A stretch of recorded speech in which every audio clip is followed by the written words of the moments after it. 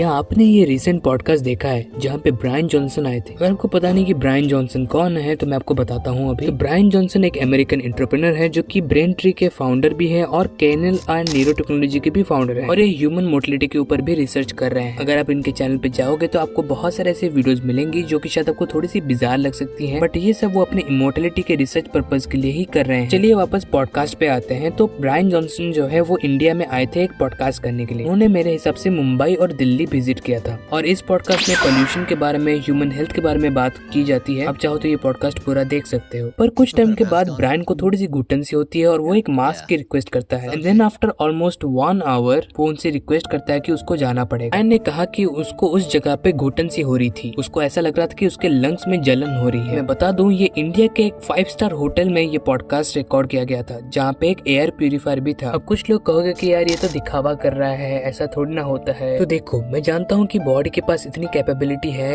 एक एनवायरनमेंट को अडेप्ट करने का, लेकिन इस एडेप्टेशन में भी टाइम लगता है। ये एक दिन में नहीं होता। बल्कि अगर आप इंडिया में ही किसी एक जगह पे हो जो कि बिल्कुल भी ज्यादा पोल्यूटेड नहीं है, फॉर एग्जांपल आप हिमाचल से हो, एंड अगर आप सडनली दिल्ली में चले जाते हो, मैं आपको गारंटी देता हूँ आपको कुछ ना कुछ तो प्रॉब्लम होगा। Maybe not like Brian, पर कुछ ना कुछ तो प्रॉब्लम होगा।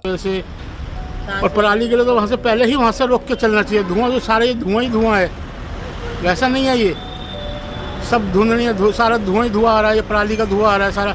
इनको रोकना चाहिए सरकार को कि उनको वहाँ पे पराली ना जलाए। ब्रायन ने भले ही जैसा एक्ट किया होगा, उसने जिस मुद्दे के ऊपर बात उठाई है और वो है इंडिया की एनवायरनमेंट, बिकॉज इंडिया की एनवायरनमेंट की हालत बहुत खराब है। Climate, because India's capital, Delhi, has overtaken the Pakistani city of Lahore as the most polluted city on earth. According to the Swiss group IQ Air, Delhi's air pollution index had reached 418 on Thursday, which is defined as severe. Of Bangalore, garbage is festering everywhere. This neighborhood is literally drowning in it.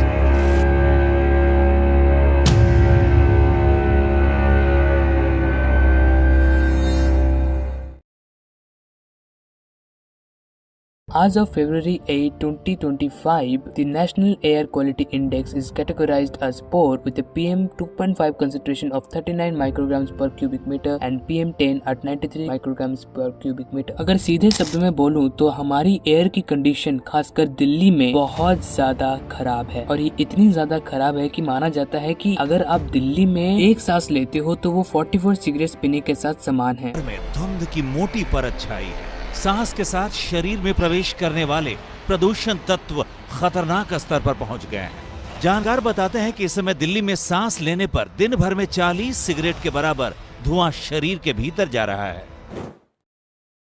क्या आपने कभी car में जाते जाते chips का packet फेंका है? क्या आपने कभी डस्टबिन की जगह ऐसी जगह पे कूड़ा फेंका है जहाँ पे सबने कूड़ा फेंका है? Then my friends, the change should be with our mentality first. वो नहीं कर रहा तो मैं क्यों करूँ? मेरे अकेले के करने से क्या होगा? अगर मैं एयर पोल्यूशन के बारे में बात करूंगा तो क्या ही फायदा हो जाएगा? ये मेंटालिटी चेंज होना बहुत ज्यादा जरूरी है। हाँ, मैं जानता हूँ कि ब्रायन का आइडिया ऑफ इमोर्टलिटी बहुत लोगों के लिए बिजार हो सकता है। मेरे लिए भी बहुत हद तक ये बिजार है और मैं नहीं बोल रहा इमोर्टल बनने के लिए। मैं तो बोल रहा हूँ कि हमें बस एक नॉर्मल हेल्थ मिलनी चाहिए क्योंकि हम उसके हकदार हैं। लेकिन क्या ऐसी पोल्यूशन में जीना सच में नॉर्मल है? आप क्या कहते हैं?